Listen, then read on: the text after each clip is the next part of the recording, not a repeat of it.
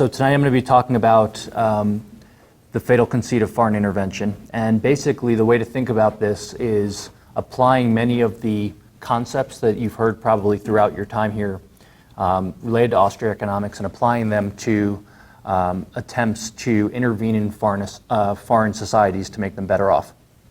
So what I'm going to be talking about tonight is some of my work on military intervention, but we can also talk about development aid and attempts to help what are perceived as poor countries or weak and failed states, help them develop.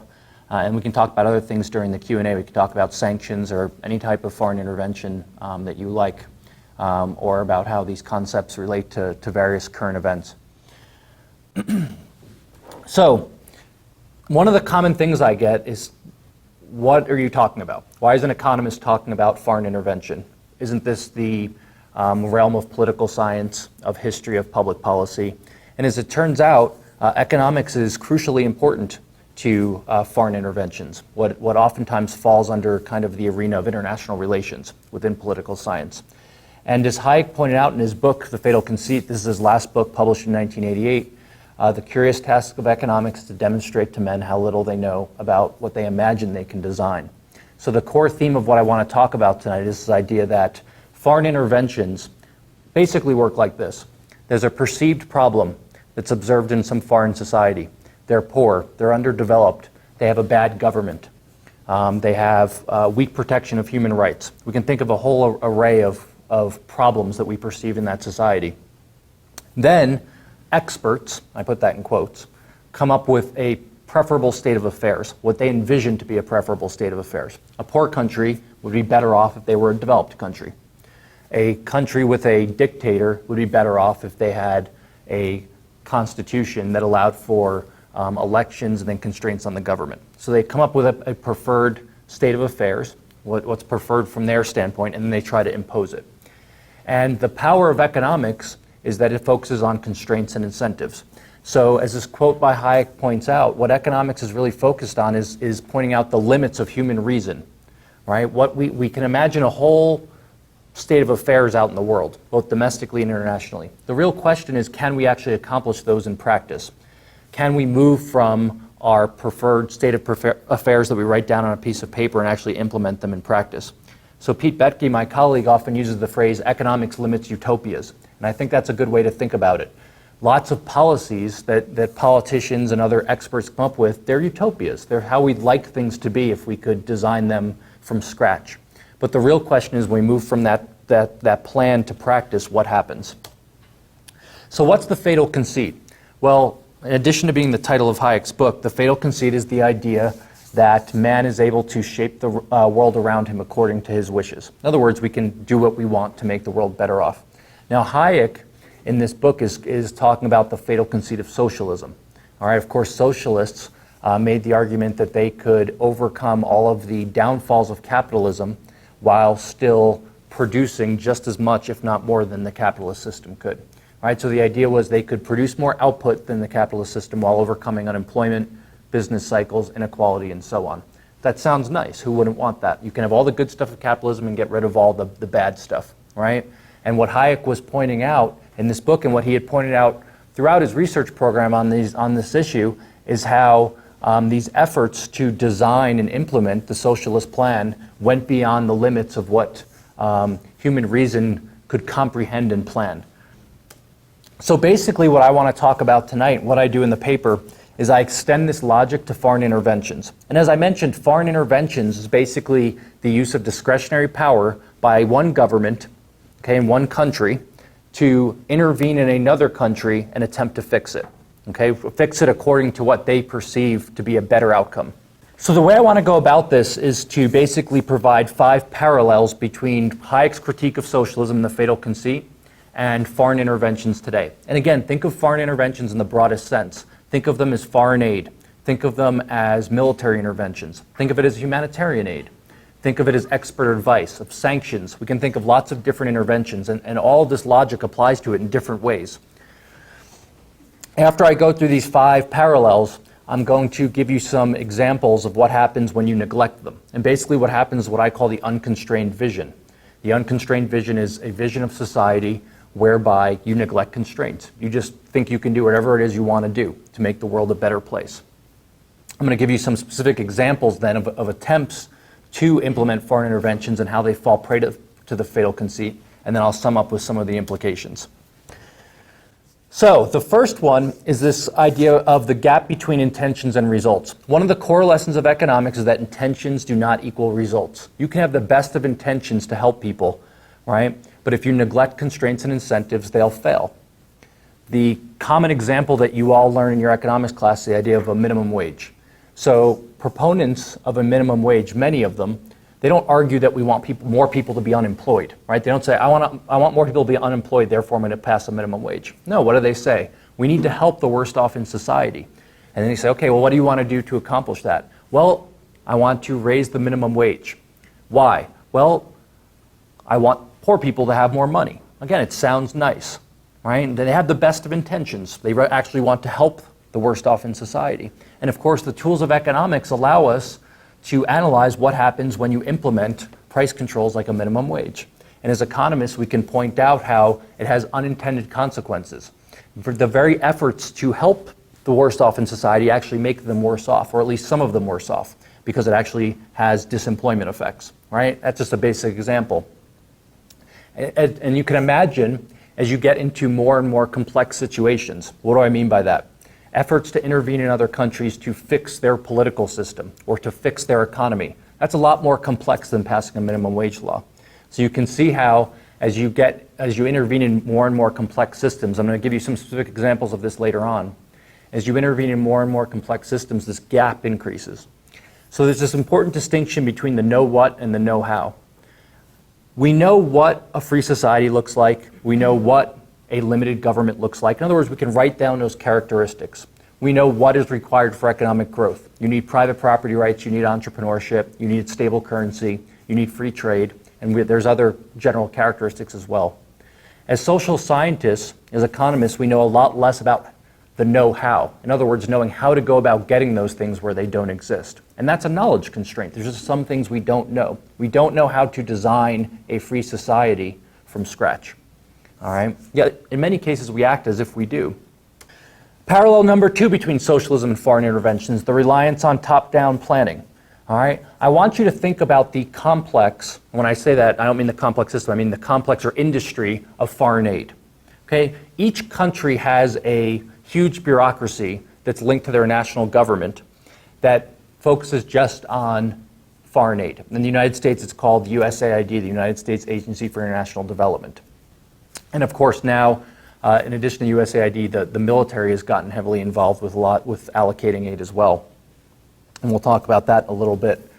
But instead of focusing on citizens, on entrepreneurs, on the local level, foreign interventions always focus on the national level. In other words, they focus on top-down planning, exactly like socialism did. Socialism tried to come up with a national economic plan to engage in rational planning of how the economy should look, how resources should be allocated, what we should produce in what quantities, and then who would get what.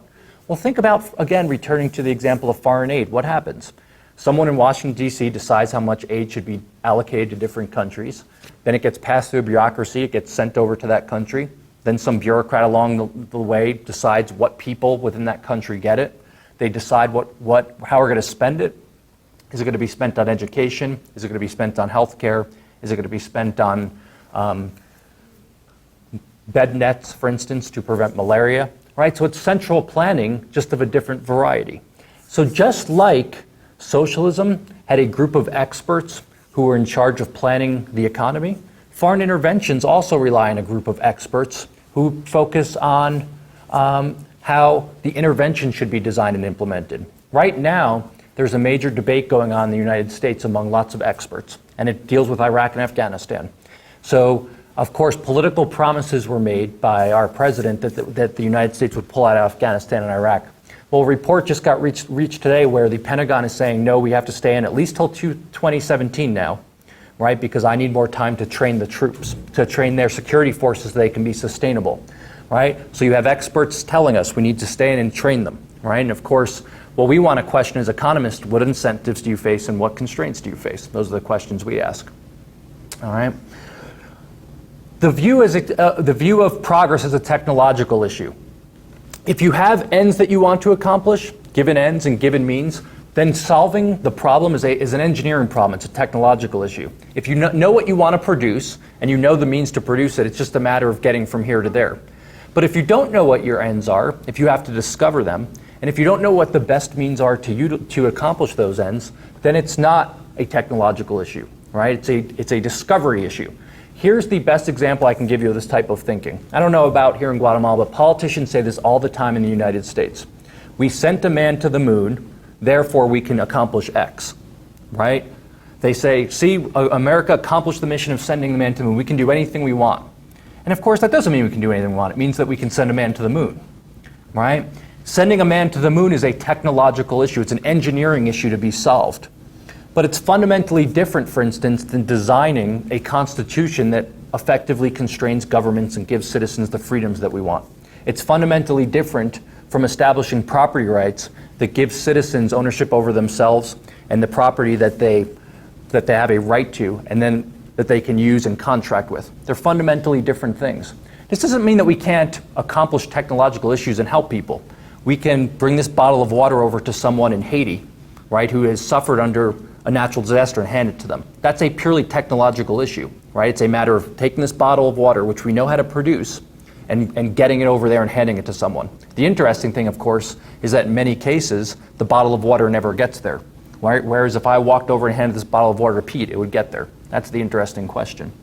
But the problem is that viewing foreign interventions as a purely technological issue leads to misguided policies, and here's why. Failure leads to the following response. It's not that one response is we can't do this, right? We need to step back and we've bitten off more than we can chew. We can't accomplish the goals we want to accomplish. The fatal conceit leads to the following alternative conclusion. We need smarter people and more money, right? If only we had smarter people planning, better experts, right? And more resources, things would have been different. Now just think about these alternative hypotheses for a moment. We've spent billions of dollars trying to help poor countries, the United States I'm talking about, over decades. Now there's a couple alternative hypotheses. One is that the people that were in charge of these billions of dollars were not that smart. They weren't smart enough. Right? That's one. Now somehow we have access to some new knowledge that they didn't have before. Well, perhaps. A more realistic hypothesis I would suggest is that these efforts neglect knowledge constraints and incentives. In other words, if people face perverse incentives, they won't use the money correctly, and if people lack the appropriate knowledge, in other words, how to allocate resources correctly, you won't accomplish the desired end. And keep that in mind, because we're going to come back. I'm going to give you two quotes decades apart, right, that fall prey to the fatal conceit just in a few moments. And we're going to see one person say, now we have access to the knowledge to help people. And then decades later, it's going to say, no, now we have knowledge, we have the right knowledge to help people. Right? No one ever says, maybe we don't have the knowledge to plan entire societies, to solve these engineering, these technological issues. Parallel number 4, reliance on bureaucracy over markets. Foreign interventions rely on bureaucracies writ large, massive bureaucracies. And when they fail, here's what happens. They make bigger bureaucracies. They say we failed because we didn't coordinate. So we need to get everyone under a bigger bureaucracy and make it even bigger. Now here's the irony of this, especially when it comes to economic development. As F.A. Hayek pointed out, and you're all I'm sure most of you are familiar, if not all of you, with this idea of the knowledge problem, right? And the reason that Hayek made the argument for markets and prices is that they convey local knowledge of time and place. In other words, we like markets precisely because they allow us to utilize dispersed knowledge of time and place. In other words, you and I don't have to know everything. So understand the irony here. We're going to use massive bureaucracies to implement free markets precisely because free markets allow us to utilize dispersed information of time and place. That doesn't make sense, right? You can't implement a market, right, which then allows you to do that because you don't have the knowledge in the first place. That's why we need markets, right? There's other issues as well. How do bureaucracies operate relative to markets? Well, the distinction between a government bureaucracy and a for-profit firm is just that. Firms are for-profit and bureaucracies are not. This creates a whole array of perverse incentives. The biggest one being, or one of the biggest, being that bureaucracies have an incentive to spend a lot of resources, And here's the underlying logic, which I'm sure many of you are familiar with, so I won't spend too much time on it. If you run a business, okay, you graduate from UFM, you start a business, and you cut costs, what happens to the money that you've saved? So you've come up with a better way of doing things, and you therefore lower your costs. What happens to that money that you've saved? You can reinvest it, you can save it, you can spend it on something else. Yeah, you get it.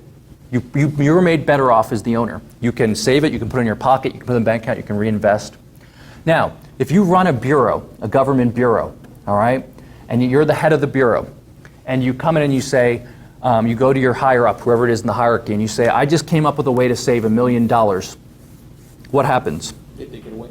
They take it away, right? In other words, your budget is cut for the subsequent year.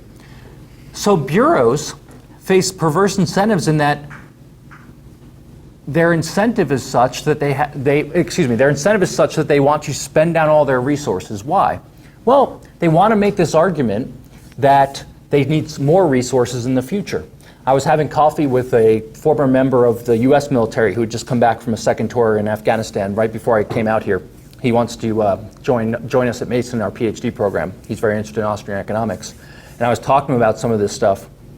So he was a helicopter pilot, and he told me at each quarter, at the end of each quarter, the person, his boss, I forget what rank he was, but his boss in the military would tell him to go out and fly over the water in a training mission, right? And the training mission was to fire all of the ammunition that was left over into the water, right? It wasn't a training mission at all. It's that they didn't want their ammunition to get cut in the subsequent quarter, right? And if you just talk to members of the military, they have tons of examples of this kind of logic. I experience this all the time. I remember, when I haven't experienced so much at George Mason yet, but my previous job at West Virginia University, we'd always get emails at the end of the academic year, and it would say things like, we're going to give you new chairs, or we're going to put new clocks in your office. Right? It was always odd. My clock always functioned fine, but they wanted to get me a new one because they wanted to spend down the budget. We'd get emails from the library.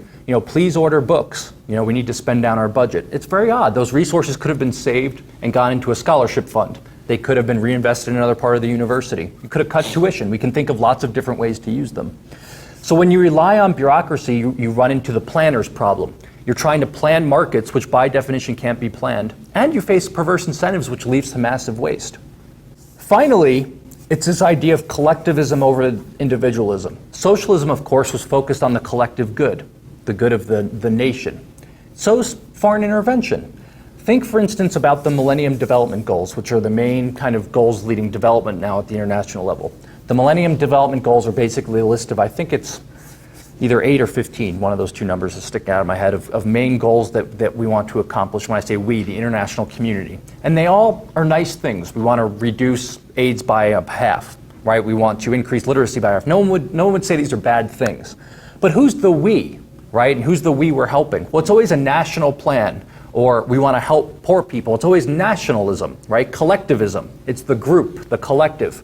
Very rarely, if ever, do you hear people actually, people in development or people in foreign military interventions talk about actual people, right? We want to help Iraqis, we want to help Afghanistan, right?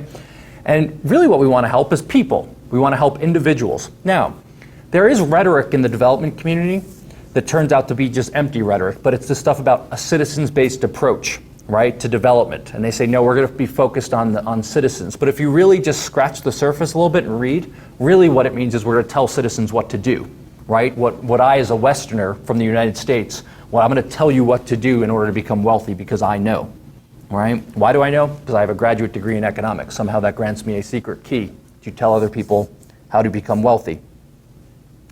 Now here's the problem with this. F.A. Hayek, throughout his career, but especially in the Constitution of Liberty, talked about this idea of experimentation and learning, right? And Hayek in the Constitution of Liberty talks about why each of us needs to have a private sphere. In other words, space for us to act and to discover things that we don't know, right? Again, it's just a variant of Hayek's knowledge argument. Okay, in earlier work, he emphasized the local knowledge of time and place.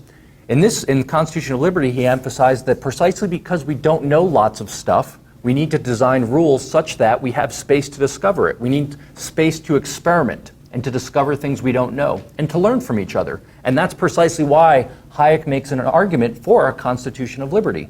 But if we're focused on this, on collectivism, on the good of the group, what does that neglect? Fundamentally, it neglects each of us as individuals in a serious manner, right, that Hayek talked about. Not using rhetoric of a citizens-based approach designed by some outside expert, of individuals, of entrepreneurs. So what happens when you fall prey to this, when you fall prey to the fatal conceit? Well, you get something called the unconstrained view of foreign intervention. Again, as I mentioned at the outset, this is the view that we can do whatever we want. We just need more effort, right? The other popular mantra, in addition to we're sent a man to the moon, is we need more will, right? It's a matter of willpower. Where there's a will, there's a way. If you've heard of that people love saying that as well, right? But that's not true. What's the most obvious example of this? Go stand on, well, don't do this, but they can go stand on top of a building and flap their arms as fast as they want, right? And they can say, there's a will, there's a way, I can fly, right? And most of us would say, no, you will plummet to the ground and die, right? No matter how hard you sit there and will it, right? There's scarcity. You can sit there and will that there's 26 hours in a day, there's 24 hours in a day. We face scarcity constraints. And if you don't recognize that, you're bound to fall prey to the fatal conceit, precisely because you are neglecting the limits on human reason. Here are some examples of the unconstrained vision. Okay, this is Harry Truman. This is from President Truman, President of the United States, his inauguration speech. It's a famous speech. It's called the 4-point speech. Okay, this speech, by the way, is considered the origins or kind of the kickoff of the U.S. foreign aid. All right, and one of the things he talked about was how the U.S. had to embark on a bold new program to help poor countries. All right, he talks about how more than half the people in the world are living in conditions approaching misery, their food's inadequate. Now, I want you to focus on this last line. For the first time in history, humanity possesses the knowledge and the skill to relieve the suffering of these people. Right, so now the United States is enlightened enough to take resources from U.S. citizens, right, give them to the experts in the government, go into foreign countries that are poor, and raise them from the lowest levels of poverty to higher levels of wealth. Okay, this is 1949. Let's fast forward a couple decades. Today, we have not only the financial resources to end extreme poverty, but we have the technological knowledge, right? So, 1949, we have the knowledge. Either Truman's a jokester, right? He was kidding. Or we didn't have the knowledge. But now we say the same thing over again. Today we have the knowledge, right? And the know-how to realize this goal. The way forward is marked only by the political will. You just got to want it badly enough, right? You have to flap your arms hard enough. And if you do, then the whole world will fly, right? Everyone will be lifted out of poverty. There's no discussion at all in any of this of the knowledge constraints. No one's saying, do we actually know how to accomplish these ends? No talk of incentives, right? Do we have the incentive to accomplish these tasks? And notice there's multiple parties involved. Does the United States and other Western countries as donors, do they have the incentive to give aid to those actually in need? Or will they use it for other strategic goals, right, because of political issues in the United States? Then once you give the money over to the recipients, do they have an incentive to utilize it correctly, right? There's lots of different layers of incentives involved. As an aside, I should note, if you ever look at the Millennium Development Goals, there's not one mention of free trade in there at all, by the way. There's no goal, for instance, of allow people to trade by 2015. It's all things that we need to implement, right? Reduce AIDS, increase education. It's all things that the experts have to fix. There's no, let's just get out of the way and let people trade and be entrepreneurs. There's no discussion of that whatsoever. Here's another perfect example of this. This is a U.S. ambassador to Haiti after the earthquake in Haiti. All right? It's ironic, but after the immense suffering, we do have an opportunity. Haiti is now so profoundly broken, there is a real chance to put it back together in a way that all of our well-intentioned development programs of the past would not have done. Notice how arrogant this is. All right? Basically, it is a Western expert viewing an entire society as basically a broken puzzle. Right? So imagine I had a puzzle, and it wasn't put together, and I laid the pieces down here, and I spent time putting it together, right? And then I was done, and it was a completed puzzle. That's literally the mentality that people have about other societies. This is another example, by the way, of the collectivism versus individualism. Forget Haitian citizens, right? I'm going to make them better off and put them back together the way we've wanted to do in the past. By the way, another thing to notice here is there's no discussion of why all these well-intentioned programs in the past failed. Of course, Haiti received tons of US aid, and it was miserably poor before the earthquake, right? And now there's all these development programs going and say, we're going to rebuild it the way we want. That's the unconstrained vision in practice. So what does this lead to?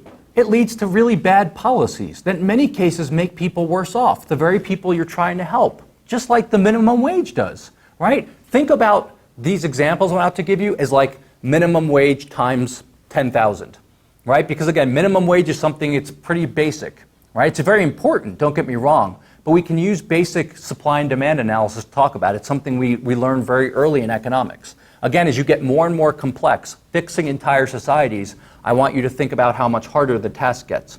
So here are some examples in practice. You've all heard the saying, if you teach a man to fish, right, you'll feed them for life. Well, not always. This is something called Lake Turkana in Kenya. Lake Turkana, Kenya is a very poor country, and here is the dilemma. There's a lake there that's well stocked with fish, but the Turkana people don't fish in there, even though they're nomads, okay, and they have cattle and livestock, mainly cattle, and they are nomads, but they stayed around the lake. And developed countries, maybe the Norwegians, they started noticing this lake was stocked, and they said, okay, this is easy. These people are starving, they're hungry, oftentimes there's droughts in their livestock. Got it. We know how to fish. Throw the line and catch the fish and you cook it. It's not hard to do. We're going to go over, not just teach them how to fish, we're going to build them a state-of-the-art processing plant. We're going to design a business plan. We will tell them what to do. We're going to relocate them close to the lake and build housing for them. We're going to give them all the equipment, state-of-the-art motorboats and fishing technology. And not only then will they feed themselves, but they'll process the fish in these plants that they catch, sell them, and we're going to make them lots of money. Okay? A team of experts went in from Norway. Tens of millions of dollars were spent on this. I think hundreds of millions, actually. Gave them boats, gave them fishing lessons, gave them a team of business experts to tell them how to run the plant. Okay? Put tens of millions of dollars building the plant. You see the fence in front of it? It closed after 2 days. It's never been opened again. All right? Never been opened. This plant sits there. Okay, so imagine basically almost a desert type setting, a lake and then a very developed building with a fence around it that's locked. How could this happen? It's well intentioned. It's somewhat of a technological problem. Fishing is, you cast a line in, if you don't know how to do it, you reel it in. How could this possibly happen? The resources were there, the know-how was there supposedly. What happened? Well, a couple of things. One, the business planners, the central planners who came up with the outsiders who came in, the supposed experts, forgot one little thing. Kenya's really hot. So what happened? You process fish. What happens when you process fish and it's extremely hot? It goes bad in a matter of hours. Well, they had to install a refrigeration system, but it used up so much electricity and the subsequent infrastructure wasn't in Kenya to support it that the refrigeration system basically broke down the minute they turned it on. Nowhere to store the fish. What else? There wasn't infrastructure like roadways and other supply chains to get the fish to market.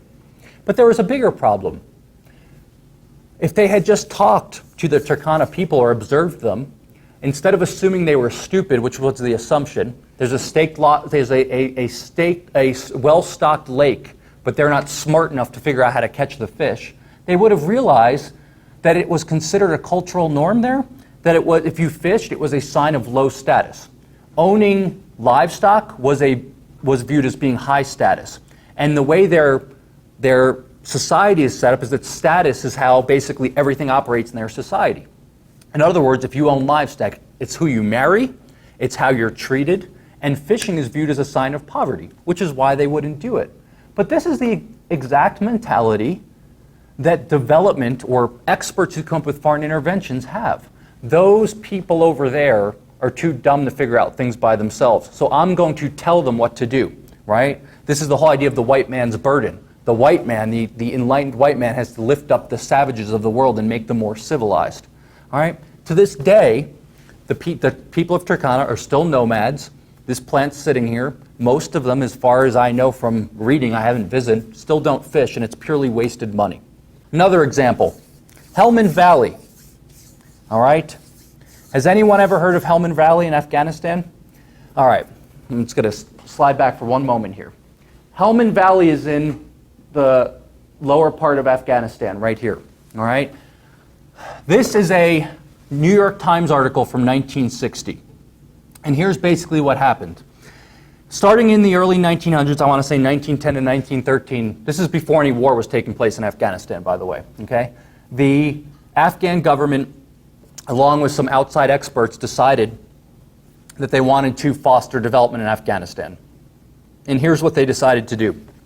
They decided, and I'm not making this up, to build Little America. That's what it was called. You can find this online. Little America in Afghanistan. So who helped them? The Americans, right? Along with, by the way, Japan, Germany, and a bunch of other wealthy countries. Poured in a lot of aid, all right? Sent over a whole bunch of experts. It was a wonderful plan, all right? It was one of the largest development, actually at the time it was the largest development effort at the time. It started in the early 1900s. It continued all the way up until the Soviet invasion in 1979 when the United States pulled out.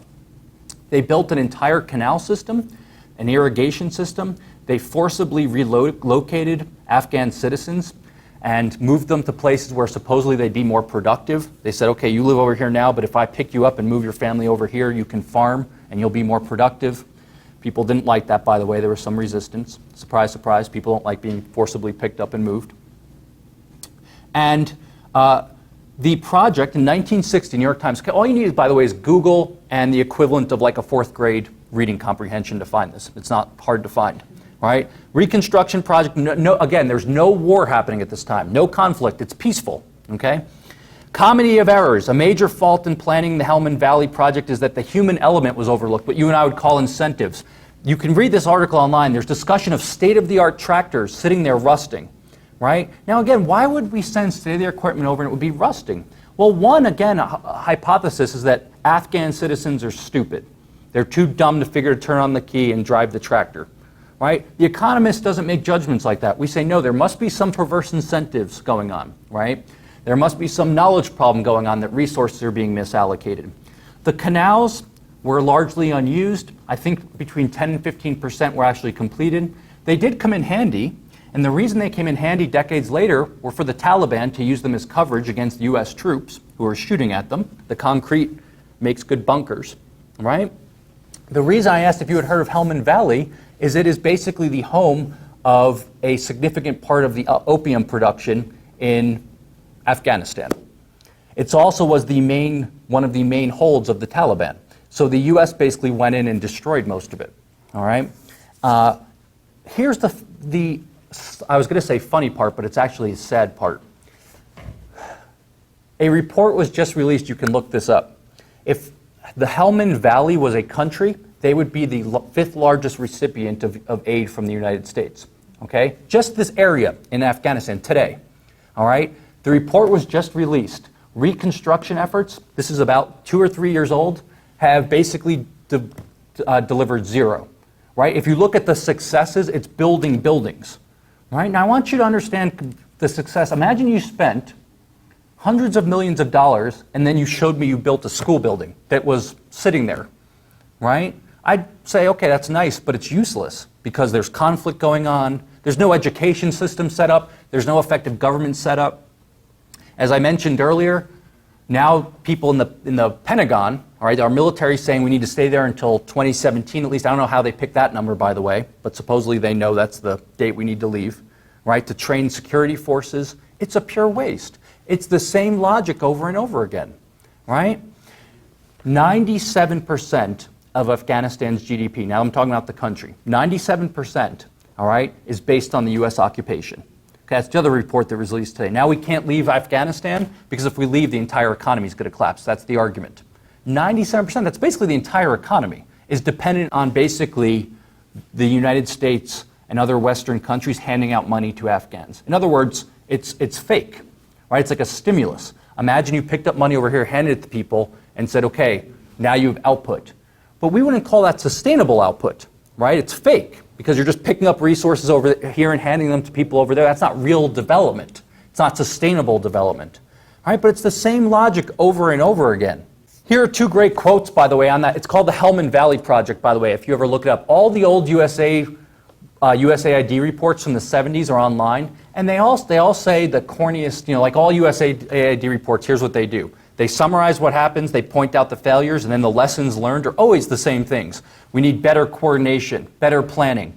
You know, the USAID reports I've read for, on the Helmand Valley Project say really cheesy things like, you know, the main lesson learned is it takes effort and willpower to make flowers bloom in the desert. You know, like things like, okay, I don't know what that means, but. Here are two great quotes. This Louis Dupree is an anthropologist who has written extensively on Afghanistan.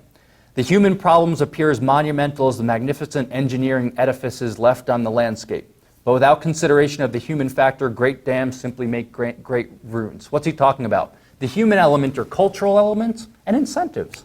And if you don't take those things into account, you can build the most beautiful infrastructure you want. It will just be a pure waste of resources. Nick Cullither is a historian.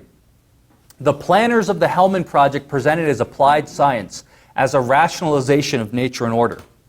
This is the fatal conceit, a perfect example of the fatal conceit. It's scientism applied to society. The idea that basically smart people can sit down and rationally construct society as they see fit. Now this next example, when I give this talk, I oftentimes, if I only have a few moments, this is the one slide, I believe it's the next one, if not I'll tell you, but it's the one slide I always put up to illustrate the fatal conceit of foreign intervention. All right? And here's what it is. This, by the way, is not a joke. This was actually considered by the US military. It's declassified, so it actually wasn't adopted. All right, so here was the great idea we had. It sounds wonderful in practice. We invaded Afghanistan.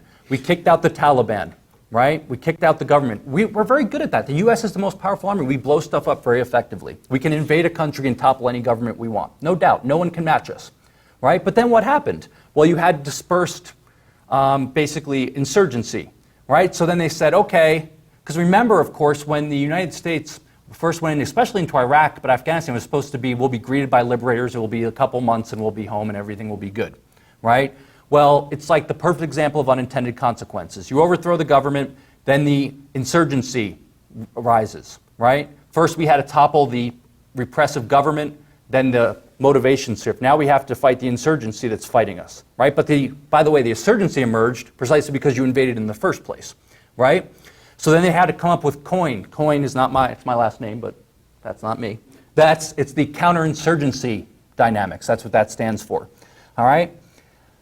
This PowerPoint presentation, you can look it up. It's an actual PowerPoint presentation. I think it's 33 slides, all right? Now imagine if anyone said to you, I can design an entire country in 33 PowerPoint slides. More absurd than that, I can fit an entire layout of a country on one PowerPoint slide. And here you go, right? Literally, if you look at this, it has the entire infrastructure of the economy, beliefs, popular support, the insurgents, narcotics, we're taking care of the war on drugs. ANSF is the Afghanistan National Security Forces. That's the basically military and police, the indigenous military and police in Afghanistan, right? You have domestic support, the tribal governments. They were so proud about this because they said, you critique us all the time, right? People critique the military because they don't take into account beliefs and culture, and they say, see, we got it now, right? But the fundamental point is writing words down on a piece of paper, right, which is basically what this is not the same thing as actually appreciating the limits on human reason, right? This is the fatal conceit, the idea that a bunch of smart people can lay out plans for an entire society, in this case on one PowerPoint slide. So here's the issue, and here's what I don't want you to walk away thinking. Oftentimes when people talk about Hayek, they'll say, oh, he just points out these limits on reason and spontaneous order. We can't do anything. We're helpless. We just wander around the world and things pop up. We have money over there and language over there, and people are just kind of wandering aimlessly. But that's not what Hayek said at all. What Hayek said is there are limits on human reason, but that doesn't mean we don't have reason, right? We can design things in our life, and they work very well. I'm sure, well, I know for the fact that you know this because you're here right now.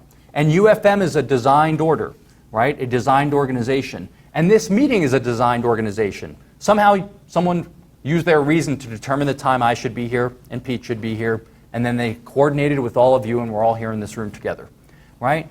Hayek's point was that there is a broad spontaneous order, all right? The extended order. But within that extended order, there's lots of designed organizations that function precisely because they're part of this broad extended order.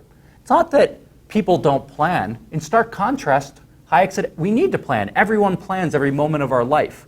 The question is, who's going to do the planning? Is it going to be you and I as individuals? Or is some enlightened outsider, supposedly enlightened outsider, going to come in and plan for us and tell us how to do things? And that's what Hayek was warning against. So what Hayek's pointing out in these quotes, which are both from that book, The Fatal Conceit, that I started with, is that there's lots of small planned organizations, right, within the broader spontaneous order. And they only function precisely because they're part of that spontaneous order, which no one individual can understand or comprehend. Not just an individual, but a group of individuals. All right? It's beyond human reason. And it was the idea of trying to plan the extended order that Hayek was arguing against. This is an attempt to plan the extended order. Right? It's the attempt to plan the underlying beliefs of society, but also the formal institutions that will then govern society. Right? This is what Hayek was warning against. Pete always uses this great example, which I always use now, and it summarizes this perfectly, this idea. Right? And think about this.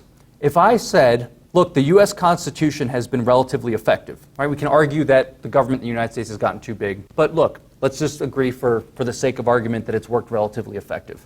Right? Imagine I said to you, okay, we can help other countries that don't have constitutional democracies or that are poor.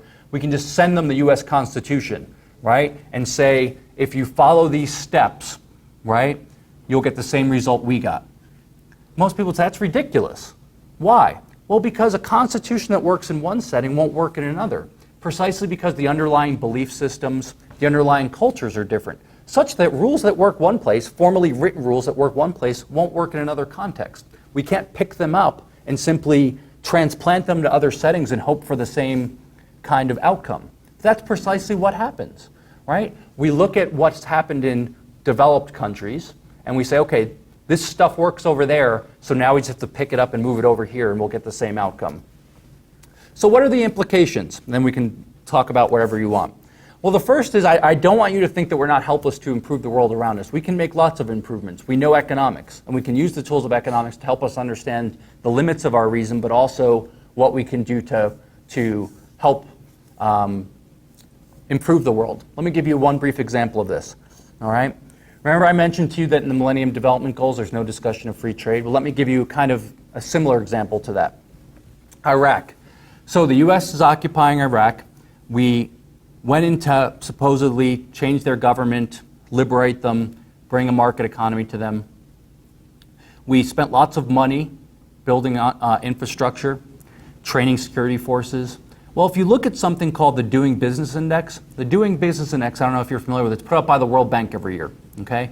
And basically it looks at a variety of measures of very basic things that it takes to start a business, like number of days to get a permit, number of taxes you have to pay. Right? Do you have to pay bribes or not? How hard is it if you bounce a check to recover it, and so on. All right? In other words, you want to be ranked higher on the index than lower. Higher on the index means the cost of doing business are lower.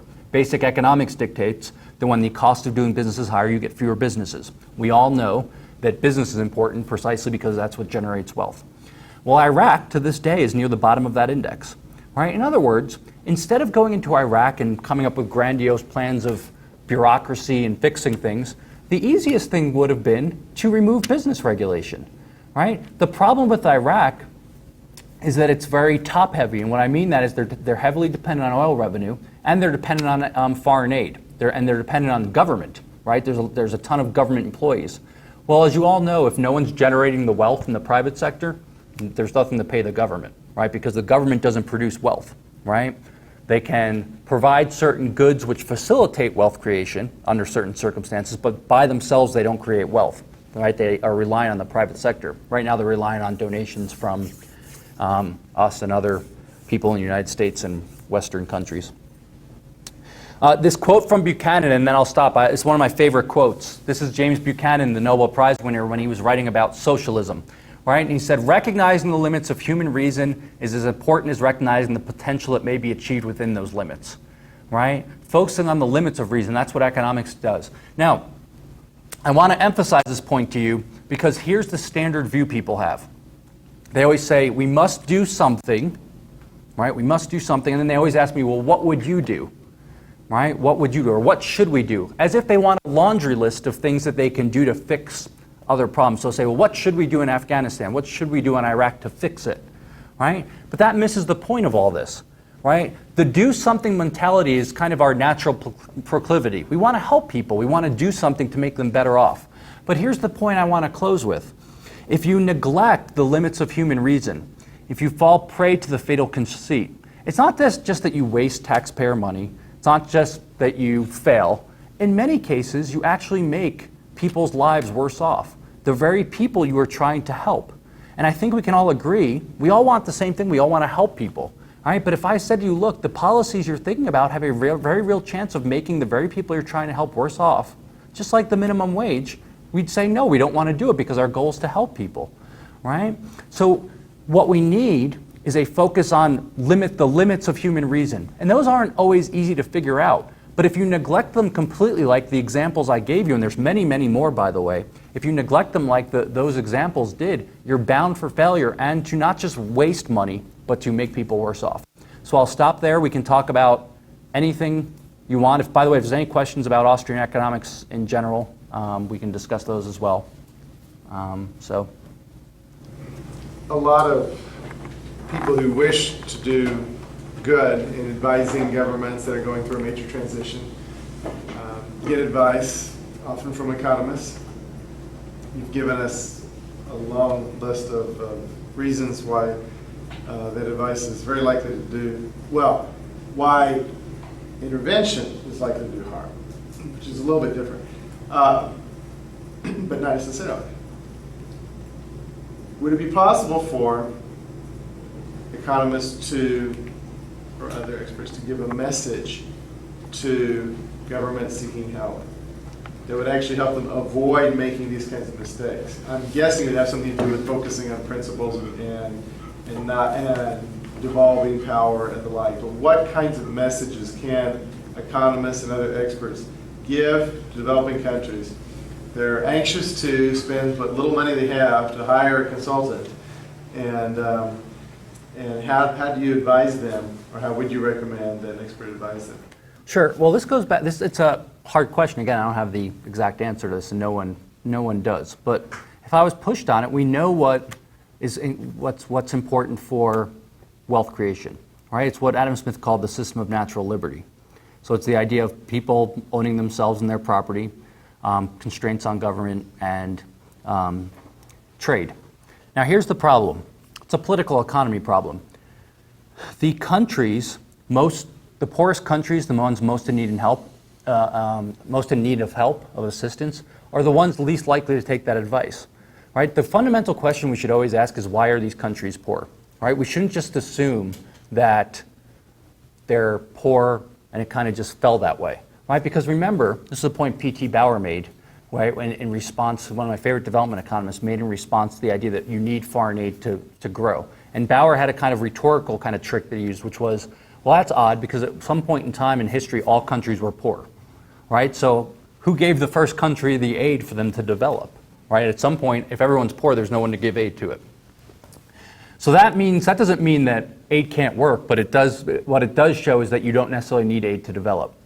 So we know what they need. They need that. Now here's the problem. These countries are poor, if you look, because they don't have constrained governments, they don't have property rights. Now here's the fundamental dilemma you face. Imagine we've all experienced bullies in our life, right? Asking a bully to stop typically doesn't work because they're a bully, right? But that's basically what you're doing when you give the advice of, well, just stop taking people's stuff. Now, one way to do this is not to give them aid because that creates a reward for being a bully, right? If someone was a bully, imagine you walked outside and you saw someone punching someone, beating them up. And you walked over to them and you said, when you're done beating that person up, here's some money. Please take them out for a nice steak dinner and then to the doctor, right? What would you think would happen to your money? The bully would take it because they're a bully, right? What do you want to do? You want to grab the bully and stop them, grab their hands and stop them from punching people. But that's really what happens. But here's what the development complex does instead. The bully comes and says, we need money to reform our government, and then we give them money to reform our government. The classic example of this is Egypt. The United States gave so much aid to Egypt, right, to the Mubarak regime, who was one of the most brutal government. I'm not talking about, you know, a small corruption scandal, which I'm not saying is good, right? But it doesn't really hurt someone physically. It's not that, you know, in the United States things happen where a lot of politicians misuse resources, you know, so you're not supposed to use, you know, the helicopter for your private use. So in New Jersey there's a big issue because the governor went to go pick up his kid at a soccer game in the state helicopter, right? I'm not talking that. I'm talking people, politicians that brutalize their citizens, will kill you, they'll maim you, they'll rape women and children, the worst of the worst, right? Why would you ever give these people money? Right? Of course, the United States not only gave money to the Mubarak regime, but they gave them military support. Hundreds of millions of dollars in military support. The very tanks and guns that they were using against their citizens when they started uprising in the streets. And of course, at first, remember, before they were against the Mubarak regime, the Obama administration was for them staying in power. So really, here's the response I would give. They'd say, we need help developing. I'd say, look, there's a very simple solution for this. Right? If you really mean it, here's a test. The concern, of course, is you'll take my money like the bully and keep being a bully. But here's a way to tell if you really mean what you say. You can do this. Stop taking your citizens' stuff. Right? Announce tomorrow that you're going to protect property rights, and then you have to establish credible constraints on that. And then people will trade. People will invest. Right? Look at foreign direct investment. There's a reason. Notice what people say. They say that there's greedy capitalists all around. All they want to do is get money, okay? Okay, let's go with that. Then why don't they invest in poor countries? Because they're poor? No, they can take advantage of those opportunities. There's sweatshops, there's low wages to be paid, there's money to be made. There's a reason entrepreneurs, foreign entrepreneurs, are not making investments in those countries. It's because of fear of confiscation, right? No one's going to invest funds when they are concerned that their money is going to be taken. And I think that's the best we can do. Now, the way the system's set up, it's exactly the opposite of that. So notice what I said about bureaucrats, right, wanting to spend all their money, and they want to get more money in the future. Imagine what would happen if something like USAID was actually successful. Success for something like USAID, the United States Agency for International Development, would basically mean putting themselves out of business, right? So they face an incentive to not necessarily fail in their mission, but to continue their mission in a perpetual manner, and to always find people that need help and new things they can do. Right, and to sustain their missions abroad, right? And you see this repeatedly. Iraq and Afghanistan, it's always, we need a couple more years. I had my teaching assistant at George Mason go through a whole bunch of newspaper articles because I noticed something in the news.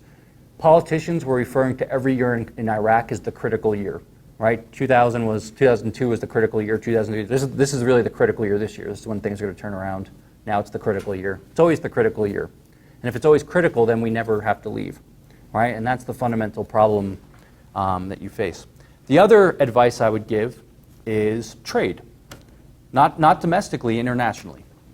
And of course, some of the greatest violators of this fundamental principle are developed countries. The United States, the European Union. Of course, the Common Agricultural Policy is one of the worst policies in the world if your goal is to help poor people, if your goal is to help agricultural producers in the European Union. It's a very good policy because it insulates them from competition. But of course, the main product of most poor countries is agriculture. And when you restrict the market, you are basically restricting their ability to engage in trade and making them worse off. So one of the arguments I've made repeatedly is if the United States and other developed countries truly care about helping poor countries, they should unilaterally, meaning just the US, should reduce their trade barriers, right? Of course, one of the great myths is that you need bilateral trade reduction. So if they don't do it, somehow that we can't do it either. We have to retaliate. But the United States or any country reducing their trade barriers unilaterally will help both sides. It will help citizens of that country who get products cheaper, and it will help foreign producers who are relatively poor. So that would be the advice. Protect private property rights and let people trade. I was actually going to ask about trade you touched that. But the other thing is, and I don't know what you have found in your research, is not only the idea of promoting property rights and things like that, but completely the opposite. Usually, aid comes with requirements of laws that we go completely against. For instance, right now we have a lot of pressure from the states to implement some labor laws that you will never allow to happen in the states. But we have to, the threat is either we implement those laws or we'll be kicked out of the NAFTA agreement, the free trade agreement. So it's completely the other way around. Someone was telling us about this the other day. Do you remember the labor regulations? There's a couple of good points here. This doesn't cut against the free trade argument, by the way. I'm against free trade agreements because free trade agreements, think about this. You and I here in Guatemala, I could walk into a store and buy this. It's not like I have to stand outside and say, let us sit down with our negotiators and come to a free trade agreement, and then we'll all sign it and have a public gathering and announce it. The agreement should only be one paragraph or one. Well, one line, trade, you know. You know what? Who is it that says that you know a voluntary trade because both parties say thank you, right? You never say thank you when someone punches you, right? Or most people don't, I should say. Maybe some people, but it's the same thing. In a free trade agreement, Jagdish Bhagwati at Columbia, he's a famous economist, very well known for international trade. He has a wonderful short book called Termites in the Trading System. And the termites are the special interest groups, right? In this case, it's going to be labor special interest groups. They are, his argument is that free trade agreements basically they bastardize free trade because you use the term free trade, so you think, oh, it's free trade. Really what it is an opportunity for all these special interest groups to kind of get their goodies stuck into a legal agreement which is then binding. But you don't need it, right? You don't need, like Pete was saying, at most you need one paragraph or one line for free trade. Somehow it's freer than what it was before. Potentially. I agree with Right. you that we should try for one sentence, not agreement, but just a. Right. I've heard this argument. Elias Soman makes this argument, a law professor at George Mason. He says, look, they're still better because they're relatively more free. And that's potentially possible, but I think we have to be very careful because I think two things happen, right? You give people the argument then that free trade has been accomplished when it hasn't, right? And it's unclear then that you can get subsequent moves that make it as free as it should be. Now you might say, well, that's the best we can do. Well, maybe in the short run, but it's unclear we'd want to give that up, right?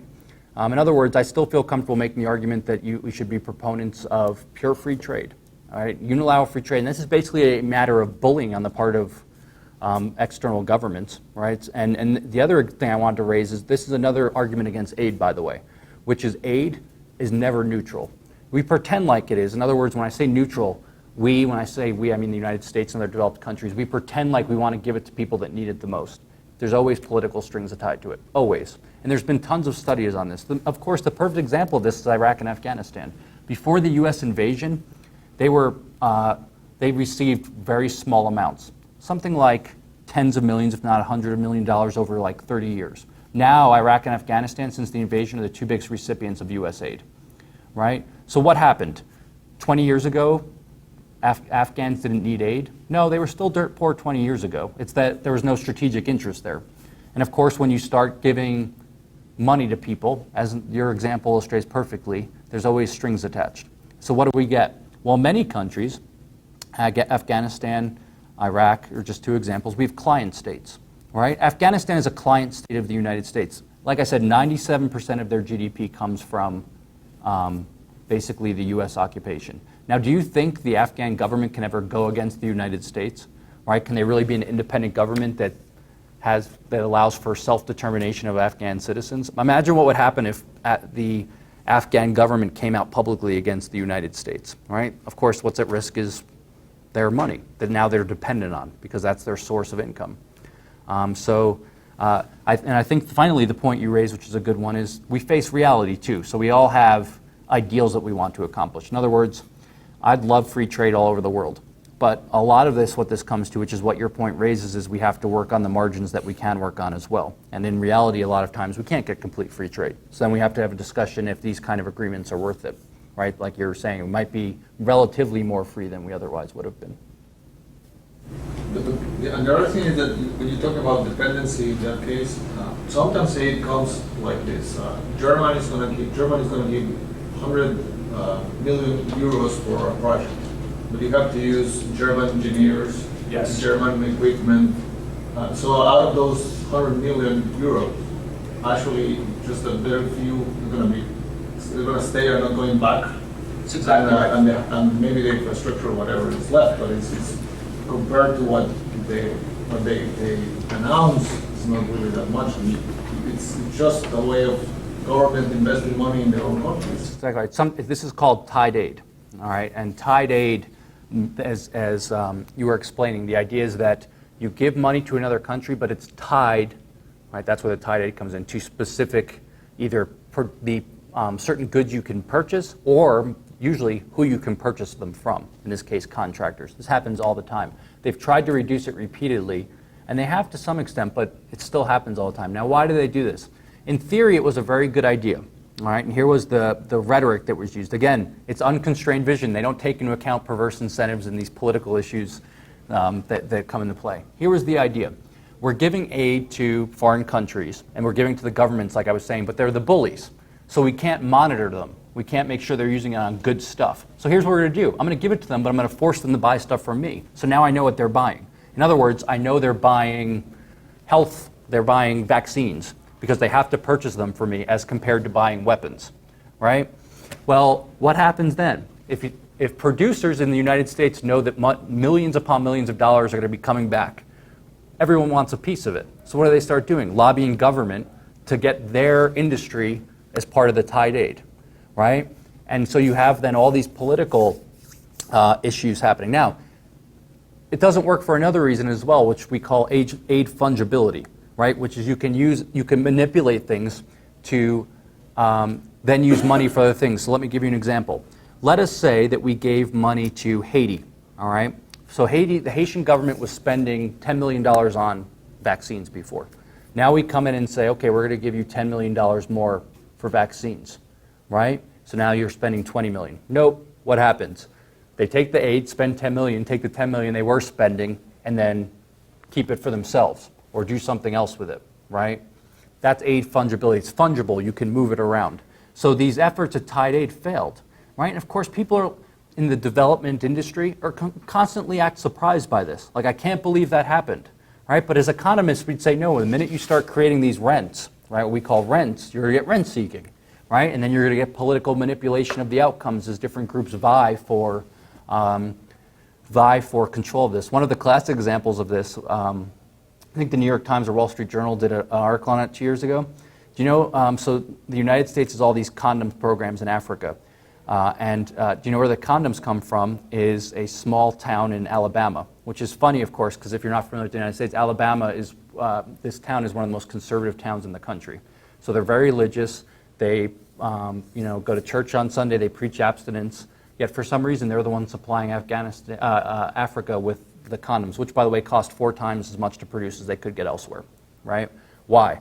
Well, the representative lobbied for the condom factory to be built in their town, right? They get the tied aid, and now he just got tons of jobs for his constituents, right? So now he can go, when his election time comes, and say, guys, look, I got you this factory, I got you all these jobs, all right? It's like a classic example of this kind of logic. So you're not only kind of have this weird mix of going against the morals of the community in a weird way, but you're actually, you could be distributing 4 times as many condoms if you purchase them from the lowest cost producer.